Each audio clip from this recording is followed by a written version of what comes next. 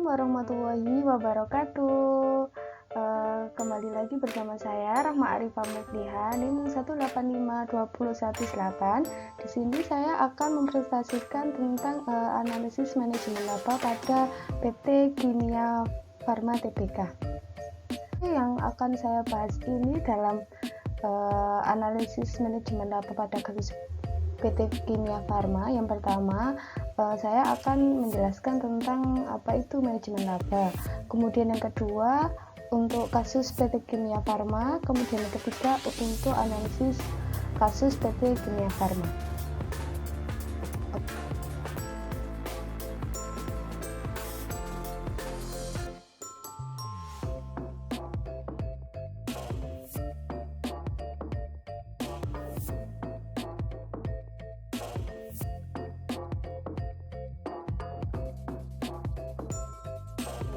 Selanjutnya yaitu pertama-tama ini manajemen laba. Manajemen laba yang pertama kita akan berbicara tentang manajemen laba menurut para ahli, kemudian untuk pola manajemen laba, kemudian ada pendapat tentang manajemen laba itu sendiri.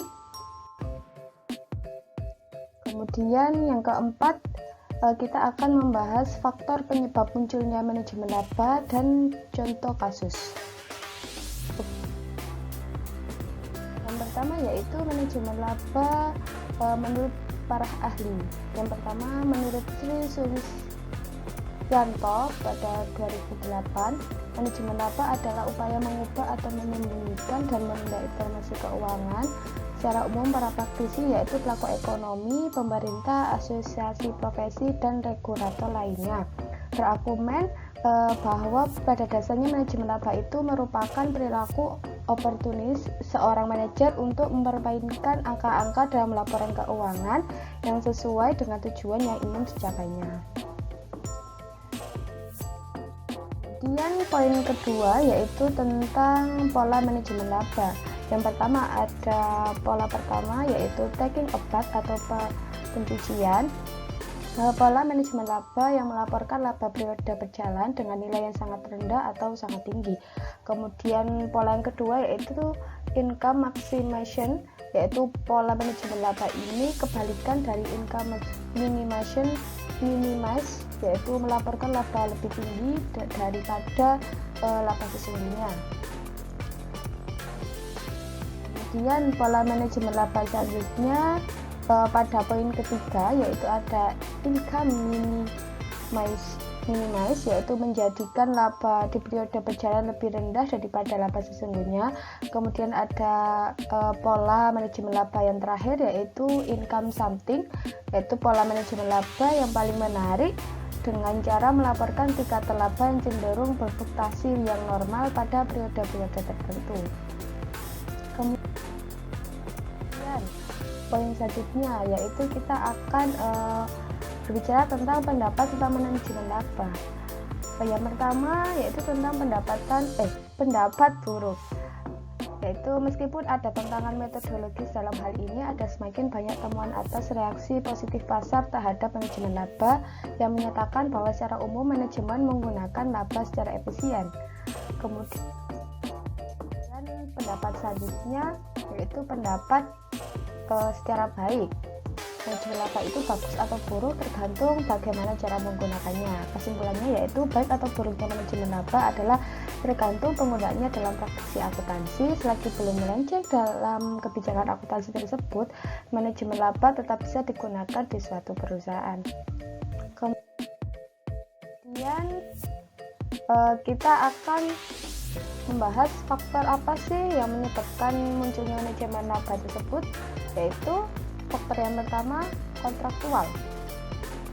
Ini merupakan motivasi yang hubungannya dengan perjanjian kontrak, di mana jika perusahaan menghasilkan laporan keuangan dengan laba yang tinggi di akhir periode kontrak, maka akan menarik sekali bagi pihak kreditur untuk terus dapat meminjamkan modal kepada perusahaan tersebut. Kemudian faktor yang kedua yaitu faktor politik. Motivasi ini diakui sebagai daya saing di dalam dunia jabatan. Di aman seluruh staf akan berlomba-lomba untuk menarik hati manajer untuk memenuhi keinginan terbaik dari manajernya untuk bisa dinilai bagus oleh manajer. Kemudian masih dengan faktor penyebab munculnya manajemen laba, faktor selanjutnya yaitu perpajakan. Motivasi ini biasanya ialah untuk menekankan jumlah pajak terutama yang harus dibayarkan oleh perusahaan. Maka dalam pelaporan keuangannya harus menekankan jumlah laba yang dihasilkan dengan memperbesar jumlah pendapatan perusahaan. Kemudian faktor selanjutnya yaitu bonus. Jenis motivasi ini yang paling umum dalam faktor manajemen laba perusahaan yaitu memberikan tugas kepada manajer untuk membuat laporan keuangan sesuai dengan keinginan dan tujuan perusahaan. Jika berhasil, maka akan diberikan bonus berupa uang maupun yang lainnya seperti naiknya jabatan. Kemudian faktor selanjutnya yaitu tuntutan. Biasanya diberikan oleh seorang manajer kepada staf keuangan untuk memberikan laporan keuangan sesuai dengan gambaran kondisi yang diinginkan perusahaan untuk mencapai suatu tujuan tertentu. Yang selanjutnya yaitu kita akan membahas kasus pada PT Kimia Farma. Akuntan PT Kimia Farma Tbk melakukan praktek earning management melalui manipulasi berbagai prosedur akuntansi di bagian persediaan, produksi, penjualan, keuangan, dan metode akuntansinya, serta mengeksplorasi untuk pembentuk laba melalui pengakuan transaksi, penilaian accounts, pengukuran accounts, serta penyajian dan pelaporan accounts dalam laporan keuangan. Pelakuan akuntansi dilakukan treatment dalam rangka pencapaian target laba yang diinginkan oleh semua pihak, yaitu stakeholder. Hal ini disebabkan telah ditemukan kesalahan yang cukup mendasar pada laporan keuangan restate, yaitu laba yang disajikan hanya sebesar 99,56 miliar atau lebih rendah sebesar 32,6 miliar atau 24,7% dari laba yang dilaporkan. Kemudian kesalahan apa sih yang timbul pada kasus PT Kimia Farma ini? Yaitu pertama, kesalahan penyajian dalam laporan keuangan PT Kimia Farma Tbk.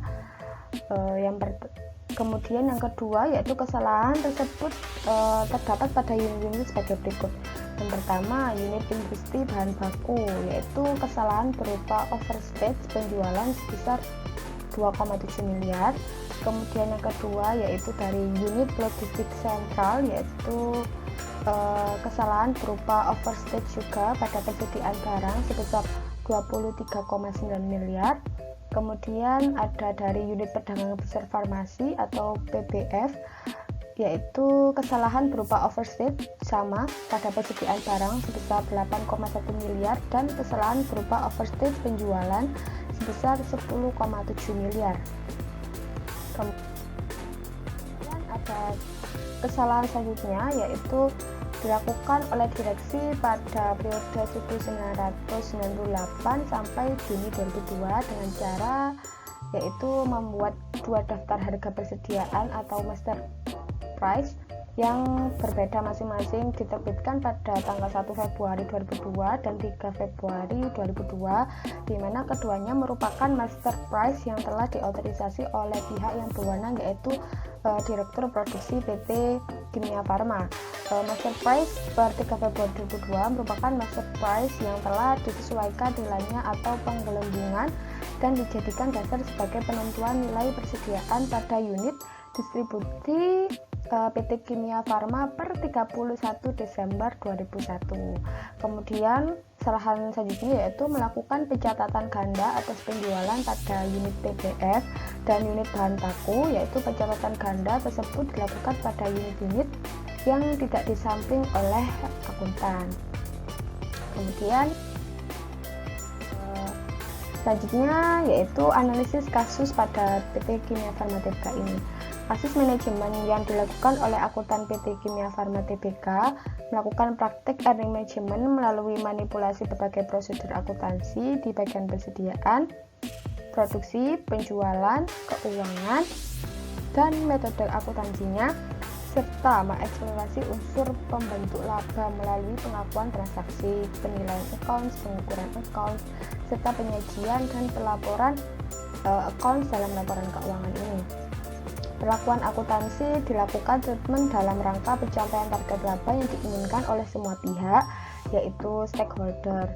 Kemudian motivasi PT Kimia Farma ini yang sangat besar untuk memenuhi atau meraih target laba yang telah ditetapkan menyebabkan PT Kimia Farma ini mengabaikan atau tidak peduli praktek bisnis yang baik dengan jujur. Akibat dari hal tersebut adalah terjadinya penurunan kualitas laba dalam pelaporan keuangan di PT Kimia Farma Tbk, dan manajemen laba yang terjadi pada PT Kimia Farma ini tidak hanya berkaitan dengan motivasi individu manajer itu sendiri, tetapi juga untuk kepentingan perusahaan tersebut dalam untuk mencapai target laba pada laporan keuangan pada perusahaan PT Kimia Farma tersebut.